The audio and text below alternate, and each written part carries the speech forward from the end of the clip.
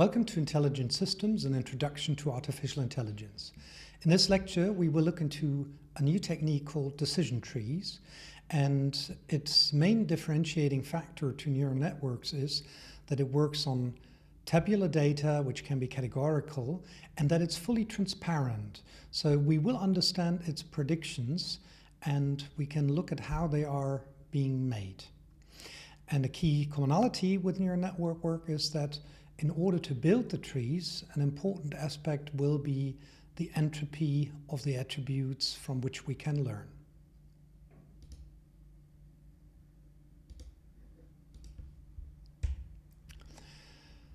So the general principle will be that we start off with tabular data as visualized over here, create a tree-like structure that allows us to predict the value to be learned, which was on the table over here on the right, and such a tree can be translated into a rule if we don't want to have the tree-like structure.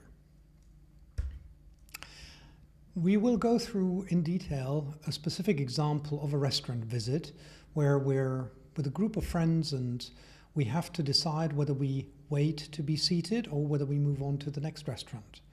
And we have 10 attributes for which we collected data from past restaurant visits, like are there alternative restaurants nearby?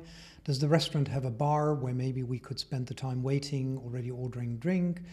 Is it the weekend, Friday, Saturday, or is it during the week? Are we hungry or not? How full is the restaurant? Fully booked, some people just there, or is it empty? How about the price range, cheap, medium, or expensive? Is it raining outside? Did we book the restaurant and have a reservation? And what type of restaurant was it? French, Italian, Thai, burger? And what did the waiter tell us was the estimated waiting time? Just a little, up to half an hour or even 60 minutes or longer.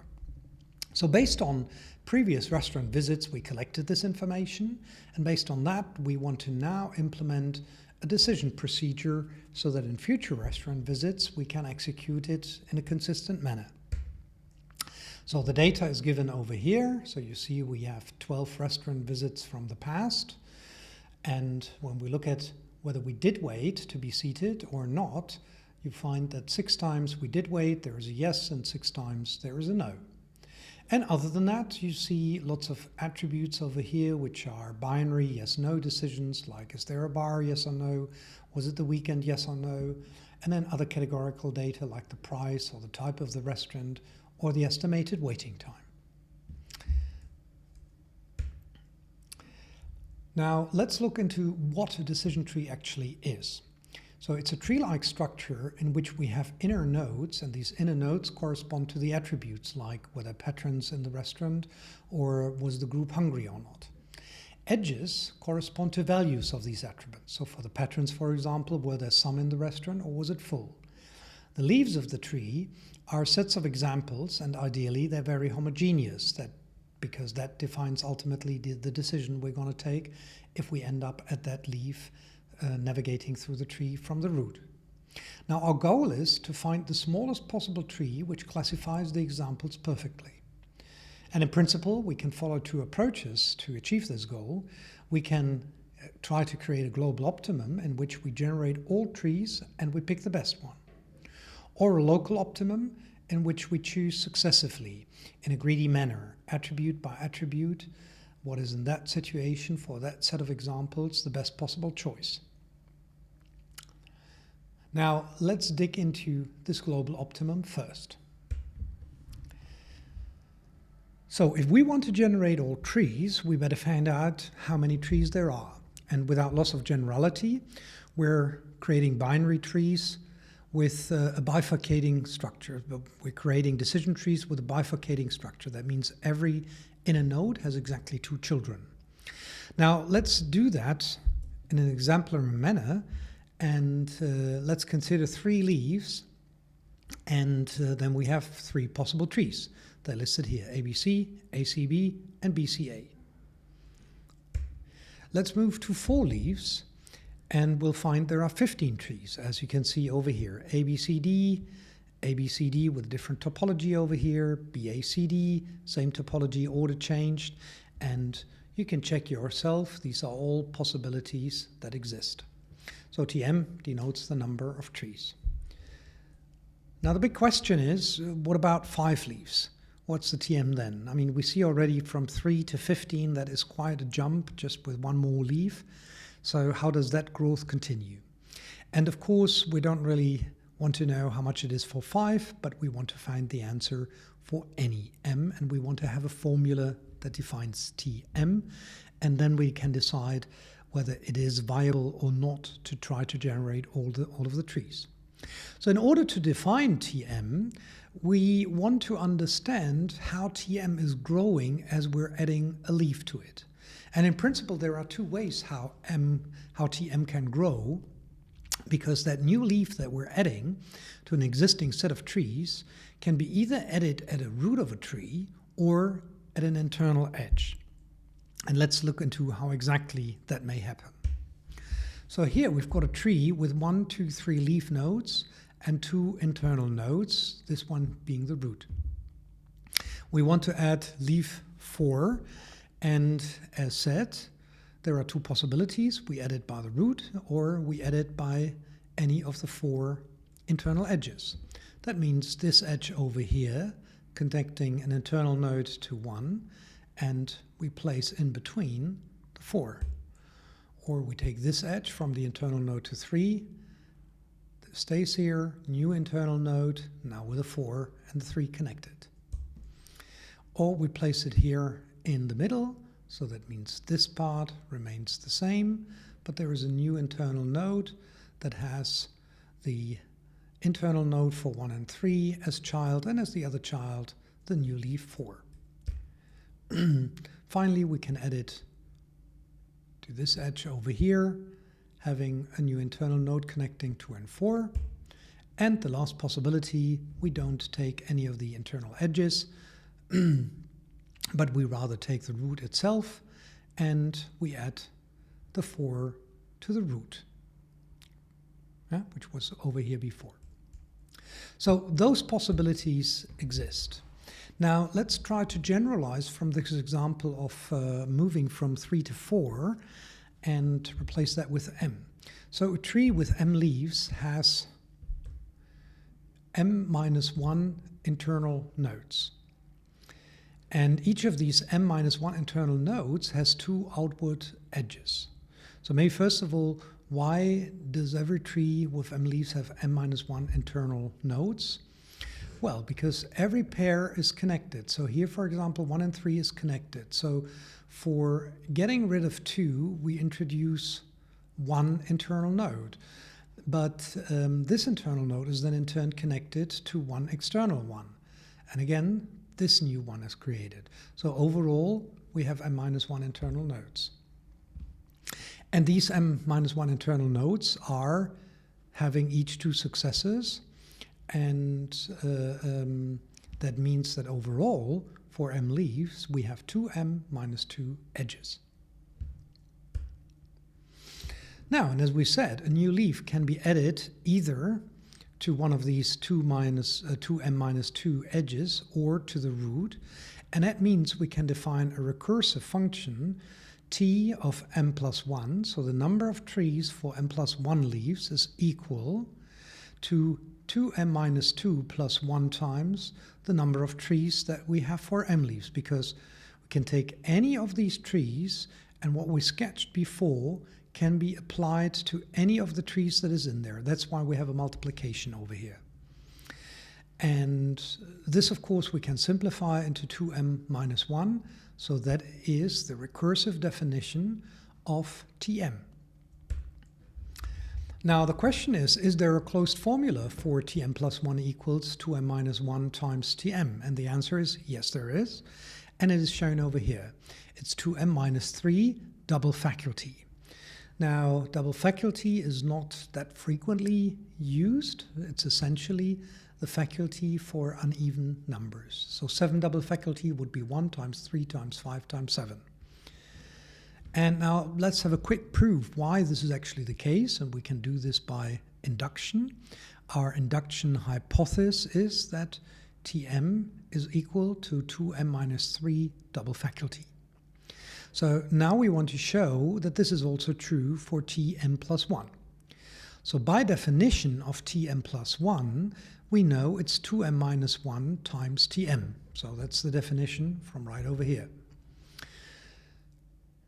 By induction hypothesis, we can replace this Tm and put 2m minus 3 double faculty over there.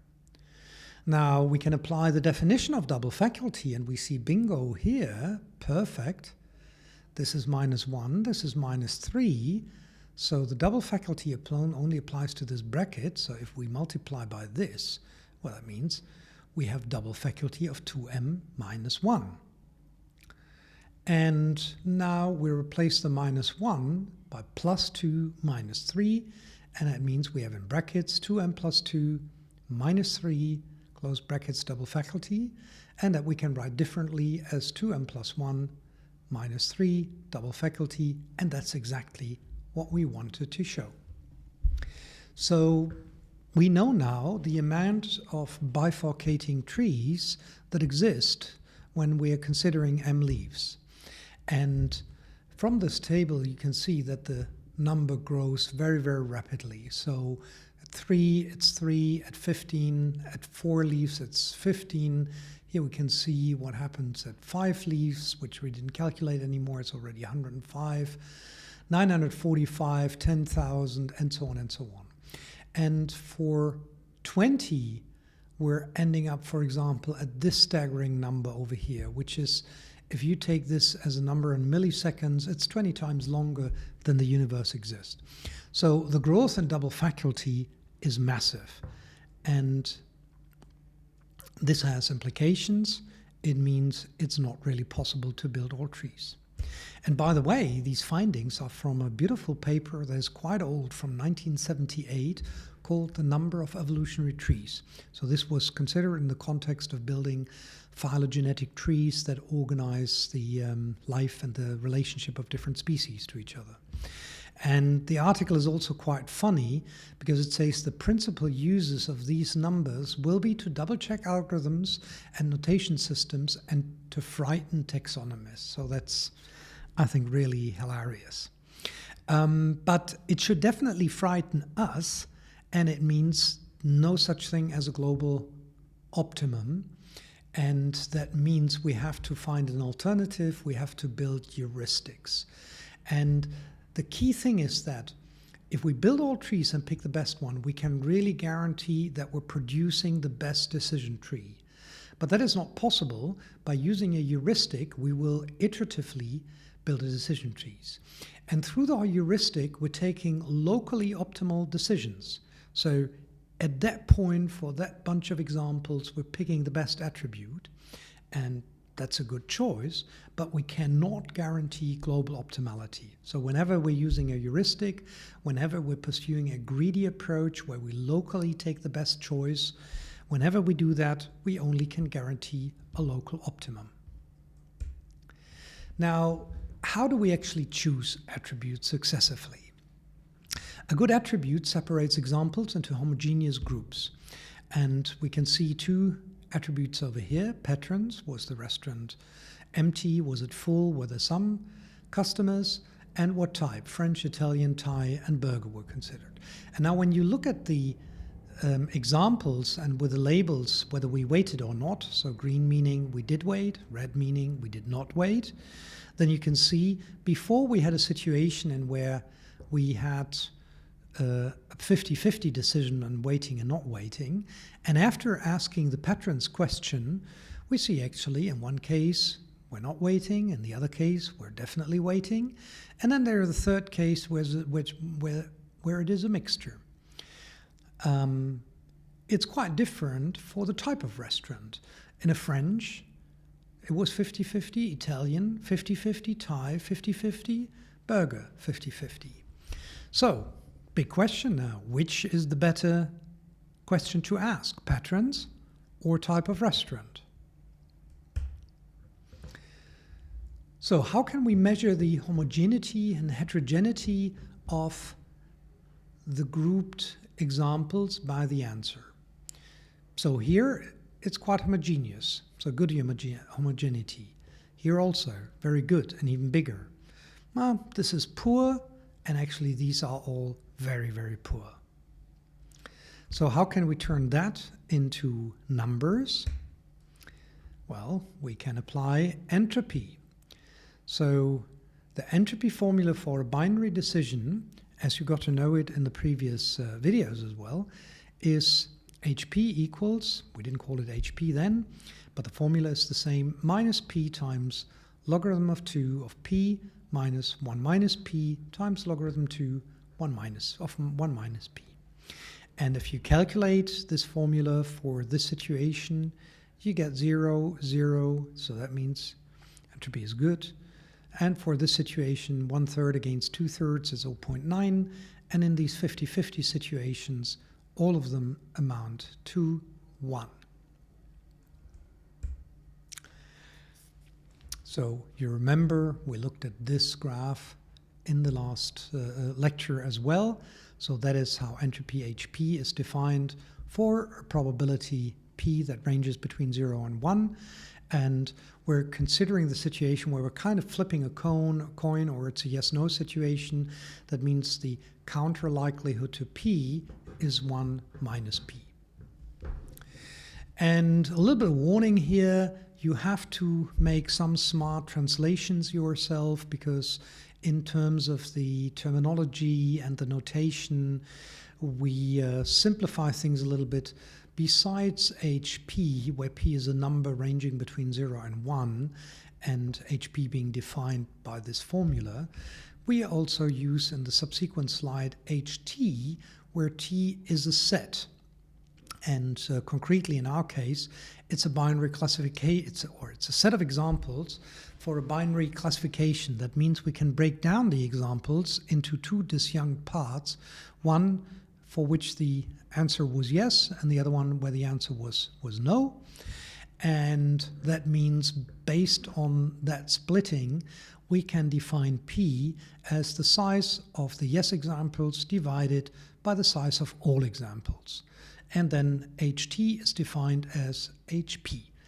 And we're just introducing this as a convenient shorthand. And in the same way, we also have HPQ, which again, we just, when we go through examples, denote HP with, just to make clear that in one group there were basically the fraction was P, and in the other one it was 1 minus P, but we listed explicitly in this notation of mentioning both numbers. So again, just a convenient shorthand, not a different definition, but just a way to make the examples in the next slides a bit easier to understand. A little note, we're of course not limited to binary classification when considering entropy. We can generalize the entropy formula to multiple classes, and that is what it then looks like. So we sum up all of the cases, all of the probabilities I in all of the different classes, and we compute minus pi times logarithm of 2 times pi. But back to our concrete case, we want to now assess the information gain of each attribute.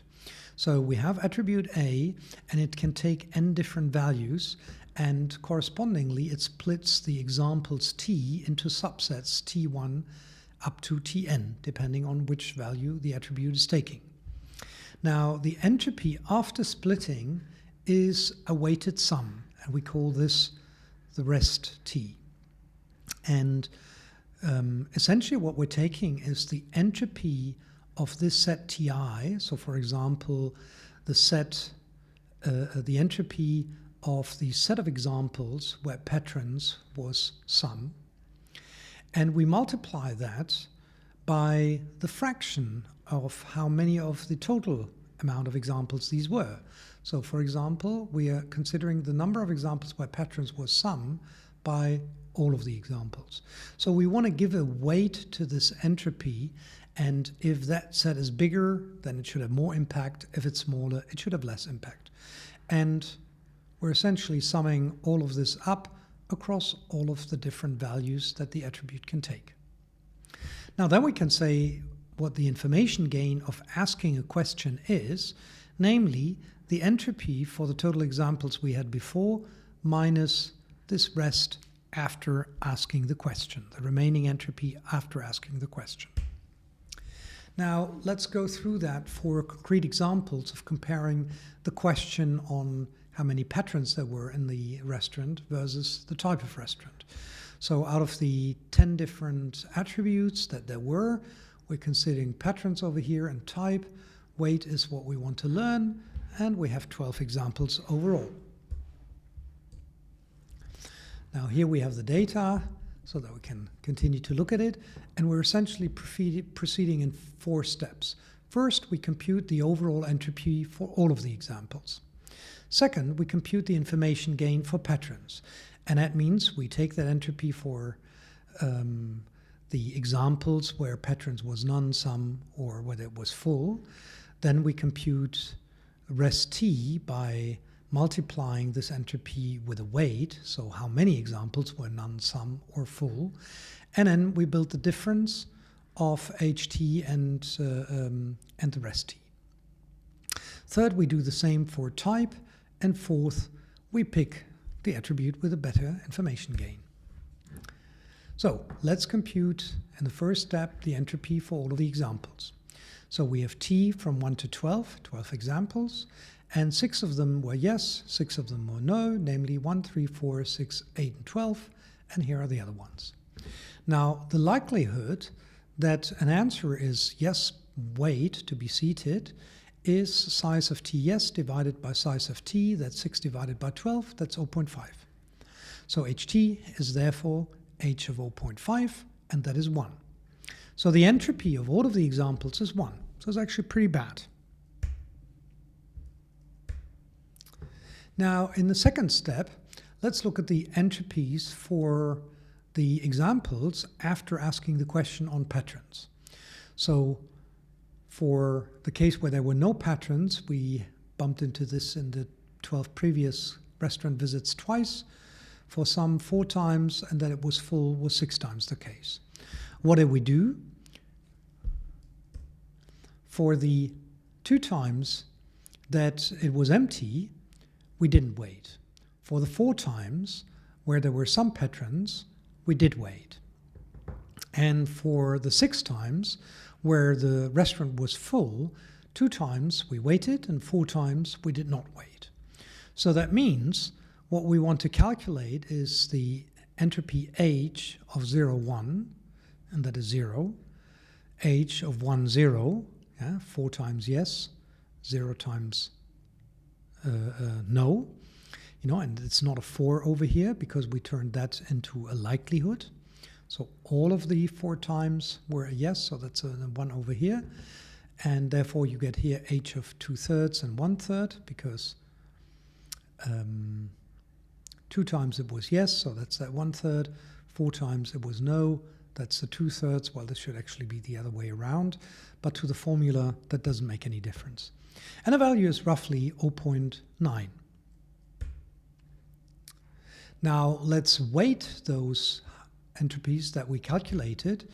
Here it was only twice the case, so that's 2/12, 4/12, and 6/12. We stick in those values. Here it was 0 anyway, so this amounts to 0. But here we have 6 divided by 12 times 0.9, and that is 0.459, what we get.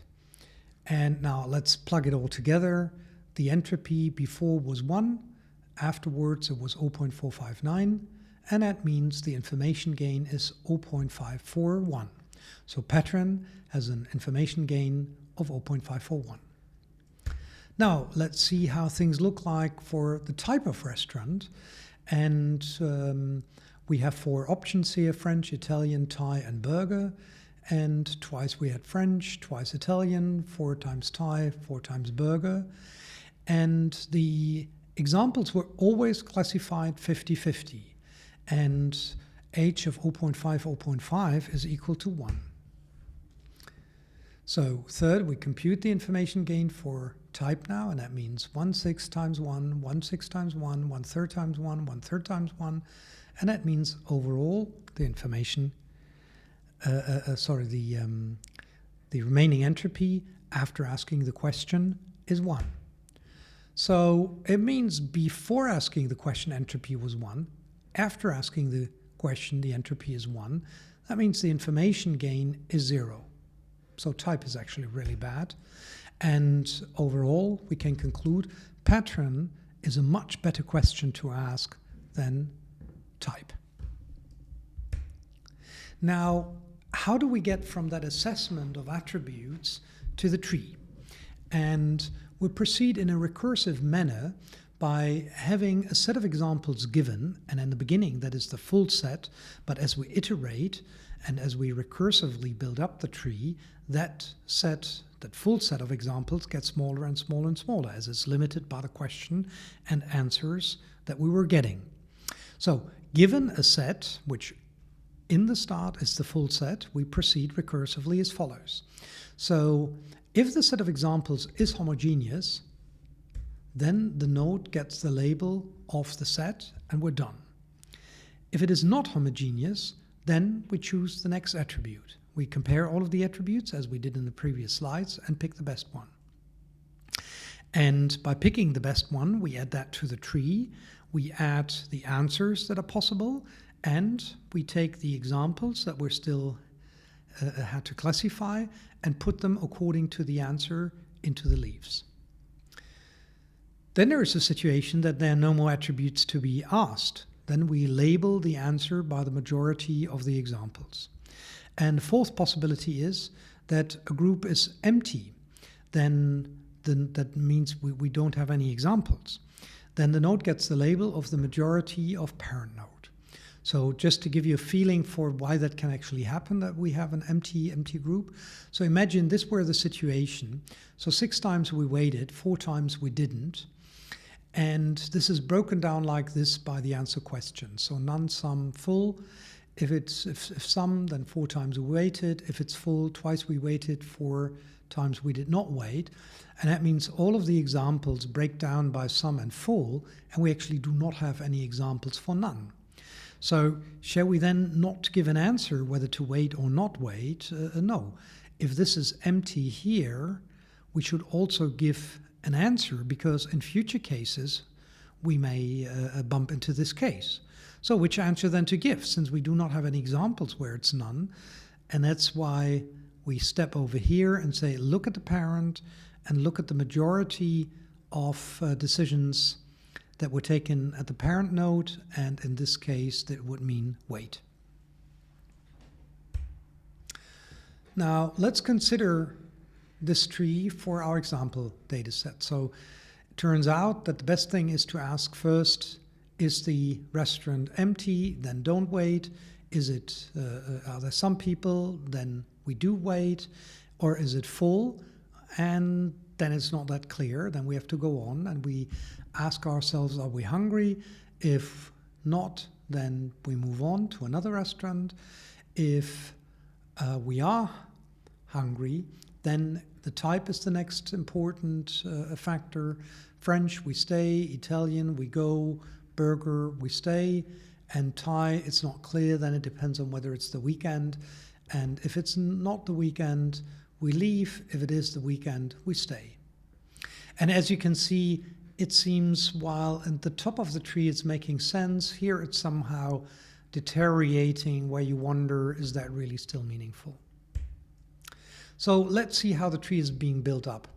As we're considering all of the 12 examples and we calculate the information gain for all of the attributes, that is the situation we get.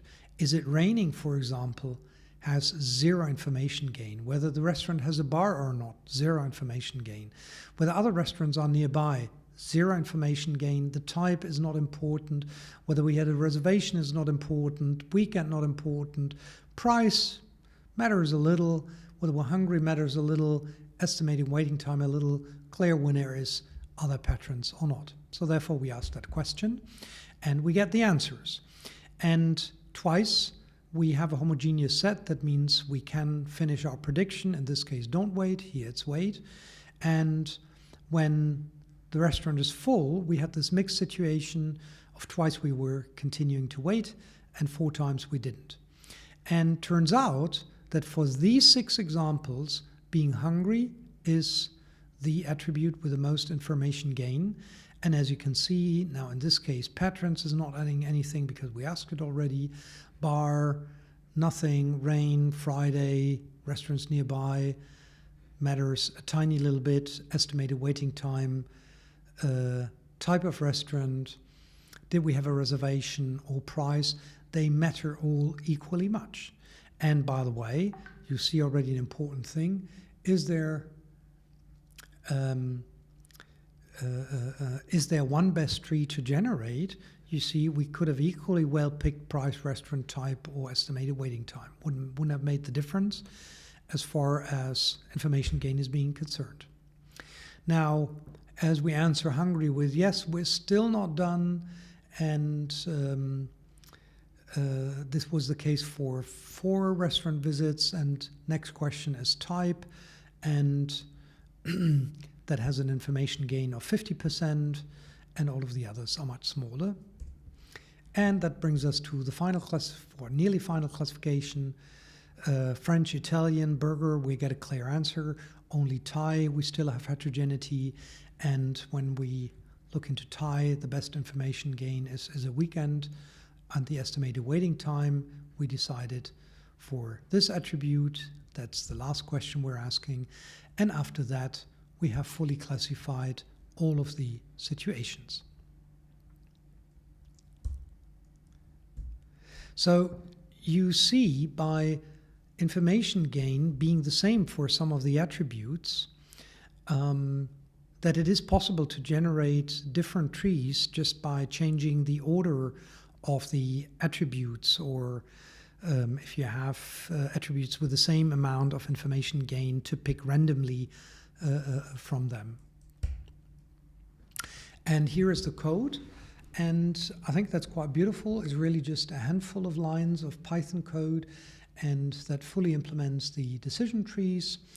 And what I think is also particularly beautiful about this code, I think it's quite descriptive, even without comments. So here we calculate the probabilities, so the P, so we're counting the labels, divide by the total number of labels, and then we build P times log P. We take the binary logarithm, and we do that for all of the probabilities that were given, sum all of that up, and that's the total entropy that we have. Next, we compute the information gain over here. So we go example by example.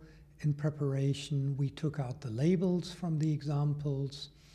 We got out the values of the attributes, and we mapped the value over here in a dictionary to the labels. So for all of the examples, we're now filling this dictionary with values. So we check the value of the attribute, that we get from data for the specific example, for the specific attribute. That gives us a value, like for example, patrons was equal full. And then we take from the examples the last column, that's the -1 over here, and that's the classification, the weight, yes, no, and we append that to the labels for that value. And then finally, we return the entropy of the labels without asking the question, minus the sum of the labels after asking the question. So we go through all of the labels in the values of the values being mapped to the labels, and this gives us here labels I. So that's essentially the set of the weight yes no labels after asking the specific question of the attribute that was given here. And that's basically the length of this divided by the total length and times the entropy for these labels. So this is the weighting over here, length labels I divided by total length times the entropy for those labels. So that's calculating the information gain. Then we have a third method that separates the examples by an attribute. So here we're collecting the values for the example, we turn it into a set. So if, for example, we have 4 times full, we just want to know, okay, it's full, it's sum, it's num. And then we build all of the pairs. So we take our example, get the attribute out, and we do so for all of the examples, and create now again the value to example mapping, so that we can say basically sum was the case in example 2, 5, 7, and 8, and we're populating this dictionary over here, and we can return the dictionary value to samples. And that basically has, for patrons, it would have 3 keys, namely sum, none, and full, and the values would be the corresponding indices of examples for which that value was given. And finally, this is now the recursive implementation of the creation of the decision tree, and you see it's recursive. Here we define question, and here we have a call to question, yeah? So it's recursive. So that means if it's recursive, we have to have a decision criterion when to terminate the recursion, and that decision criterion is given over here. If entropy of the examples that are given, if that is 0, then we're essentially done. Yeah? Then we can basically print out, the finding, and it doesn't matter which one we pick. We take from any of the examples given. We pick here the first example, the decision that was taken, because the decision was always the same for all of the examples. We can take, it's fine to do that. Yeah? So that's the decision taken, and that's our final answer for this homogeneous set of examples. Now that's the base case. That's the case that terminates the recursion, and then it's basically doing the backtracking. However, if our classification is not homogeneous yet, then we're getting the attributes, or a list that has all of the indices of all of the attributes. And here we apply best. So out of the attributes, we take the best one. And how do we determine which was the best one? We define the key by which the max operator should work, and that we define as an anonymous function, so it's a lambda expression. So that means we have f of x, so lambda of attribute, and this gets mapped to information gain for our given examples, which were passed here as a parameter to the attribute that we're considering. And this gives us the best attribute to work from. Now we create the mapping of the values that this attribute can take to the examples. That's a separate function from over here. That's what's happening there. And now we're basically giving the answer. So for all of the value settings, in value to examples items, so for all of the keys, so that means none, sum, full, for example, with all of the examples, so these were the values of that dictionary. So for all of those key value pairs, we print out if this attribute, header best, is being asked, and if the answer is value, the key of the dictionary, then we have to continue the classification. We continue with the decision tree that arises from asking the next questions on these examples that still need to be classified, and we increase the indent by 3 so that we can plot the decision tree nicely with indentation. Good. And that is decision trees explained and implemented. So you see, it's not that difficult, really just a handful of lines of code. And decision trees are really very widely used.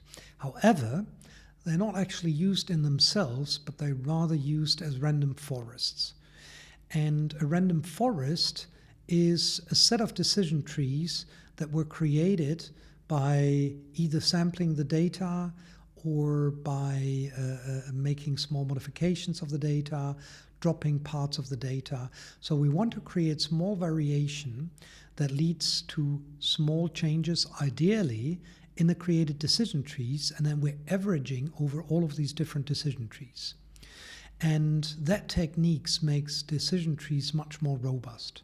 So in neural networks, we discussed this as well. Small changes in data should lead to small changes in analysis. And in the neural networks, we did not really have proper control over this. In the random forests, we do, because we actually do generate over and over again different decision trees by variation in the data. And only if the decision trees are similar, only then we get really a robust aggregated random forest result. And this prevents overfitting, that the tree learns the data by heart. And in the code, we have also mimicked this. We're actually not constructing the tree, but just to give you a feeling for what is happening if we're taking random subsamples from our examples.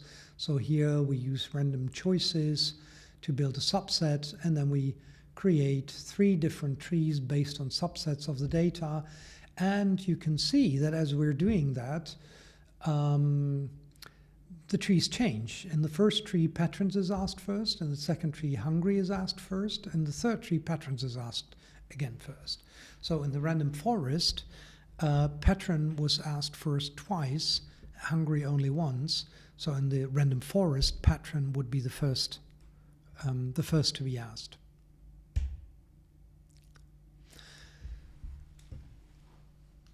This example of the restaurant visit is quite nice to consider again how data is being captured. And in any AI and intelligent system analysis that you're running, you will be working with data. And it's extremely important that you familiarize yourself with the data. You must develop an intuition of what the data is looking like and what the quirks are, what is usual, what is unusual, what is strange, what is the average. And you must assess also the quality of the data and the difficulty of obtaining the data. And let's just go through this restaurant visit and then ask a little bit critically what we actually have there. So alt was, are there alternative restaurants nearby? What does it mean nearby? Is nearby 100 meters? Is it half a kilometer? Are we in a city, in a big city, or are we in the countryside? Going by car to the next restaurant, which is no problem because there is a parking lot, or we have a bus and the next restaurant is directly next to the bus stops and the buses are running very frequently. So what does nearby actually mean, and what is considered an alternative?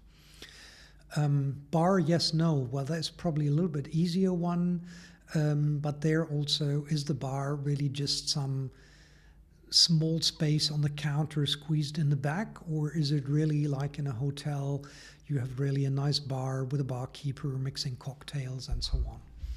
Friday or Saturday, that seems to be fairly straightforward, but then again, what about the day before a bank holiday that is typically treated like Friday and Saturday because you can sleep on the following day?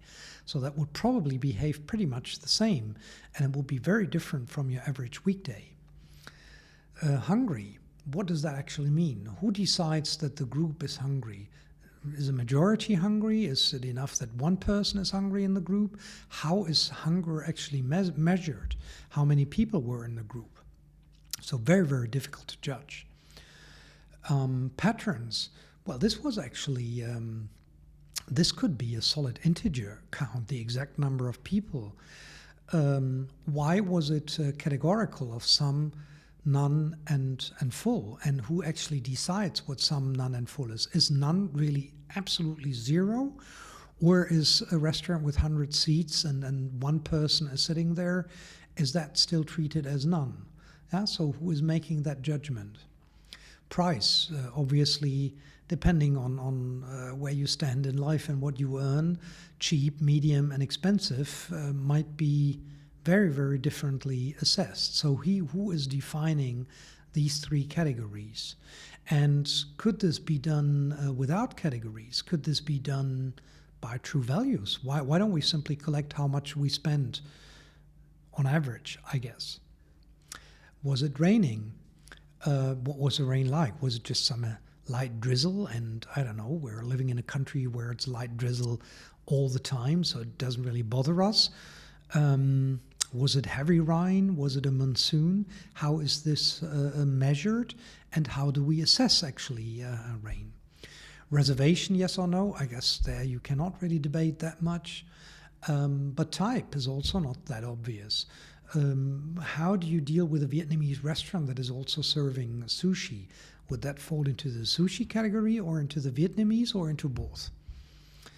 The estimated waiting time, again, that is a fixed time. And why didn't we measure the actual waiting time? Or who is doing the estimate? Is that the waiter or are we doing it?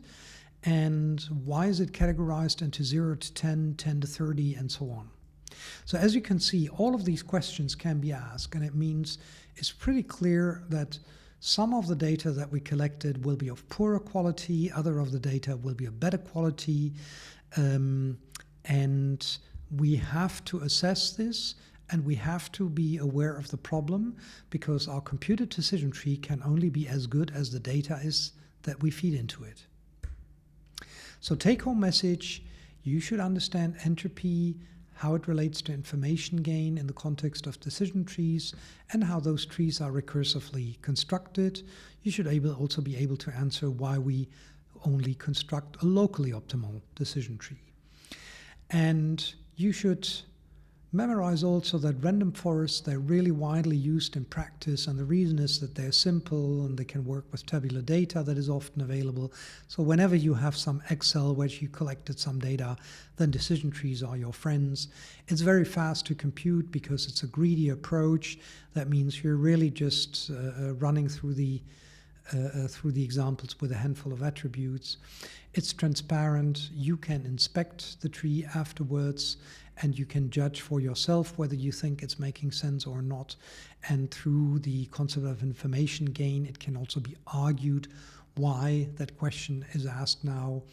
And finally, the trees are robust when you apply random forests. So that means the problem of neural networks, that small changes may mix up your results completely, should not be the case for random forests. So you can find more on this in the standard AI, a modern approach, Russell Norvig, in chapter 18.